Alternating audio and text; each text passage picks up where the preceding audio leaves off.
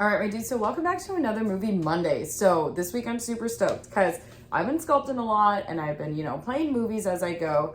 And I got to see a film that I'd never heard of before, nor did I know about the lore behind it. Okay, so lore. It ain't lore if it's real, right? True crime?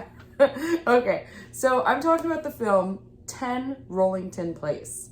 Okay, so this is a movie from the 1970s, I think 1971 to be exact. And it is based on the actual serial killer, a British serial killer, John Reginald Christie.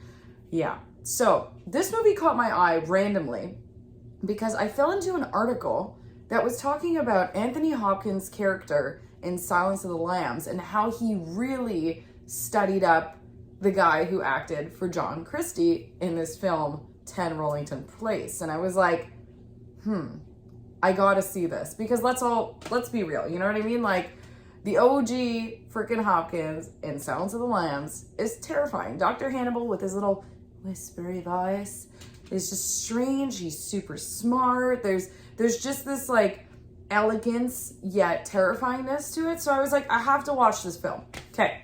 So 10 Rollington Place literally takes place at that address. And it's basically this guy, John Christie, who is a landlord of this apartment building, I'm pretty sure. And he's just trying to like rent out place. Anyways, who knows? Point is, you can see that his apartment, he has an apartment that's for rent. Okay. So they get this cute young couple that comes in, they have a very young baby and they're just looking for a cheap place and they go in and they love it. And the guy's like, okay, great. You can have it. So they move in. Already they're having some issues. The woman is just like, gets pregnant again and they're already kind of tight on money. They have some arguments and so John Christie starts planting the seed. Okay. You start seeing these moments where he's just like super creepy, yet like trying to be helpful. Like, I was once a doctor in the wool kind of thing.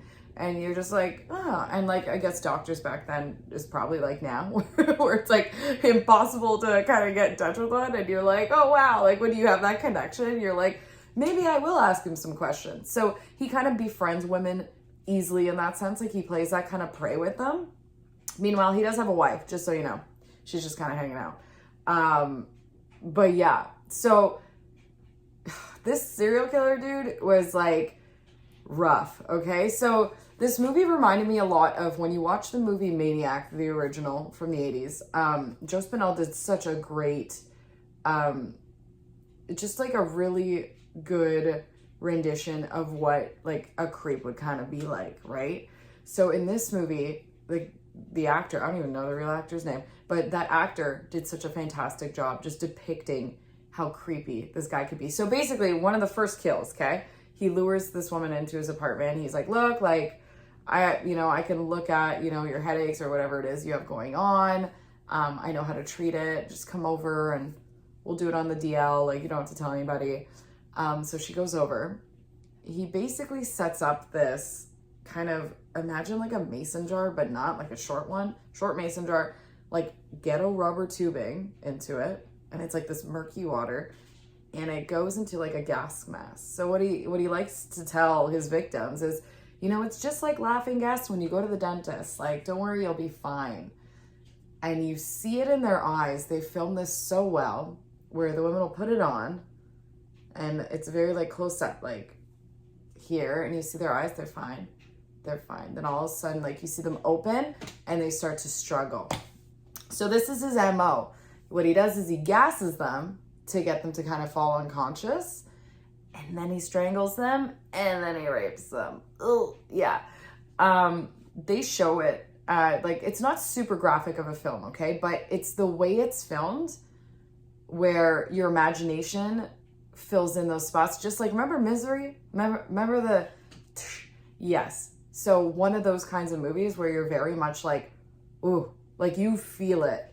Yeah. Anyway, so this film was fantastic. What's really interesting is it also takes like a bit of a turn into like more of like you get to know like how he got prosecuted and or like the situations with that, because it gets to be so frustrating. Anyways, I highly suggest you guys see this also because it's just so interesting to see the character, the way he is, the way he speaks, and then thinking back to Silence of the Lambs, and it's like, man, Hopkins did such an epic job in like kind of like recreating that, and like obviously in its own way. Also, it's just a brilliant film to feel just how smart he was and how cunning, I think that's the word, yeah. Just like the way he'd reel people in and like make you believe him, and like he'd manipulate, and just like brutal, man. Like he even kills a baby. Like it's crazy. Yeah, anyways, I don't know why I never heard about this film. I really think it should get a bit more awareness, especially in the horror community, because who doesn't like a good true crime, right?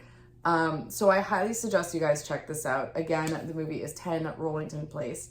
And yeah, tough to find streaming, but guys, dig, and it's worth digging for. So it's kind of crazy too about this John Christie guy. In real life, he killed about 8 people, okay? And when he was discovered, he moved out of his apartment, okay? And he wallpapered up the wall in the kitchen. And basically the new people were coming in and they were like, oh, like trying to put up something, and they realized it was like hollow. It was just like wallpaper there, and they ripped it down. And it was in that like little, it was like a, what do you call that? Like a crawl space type door.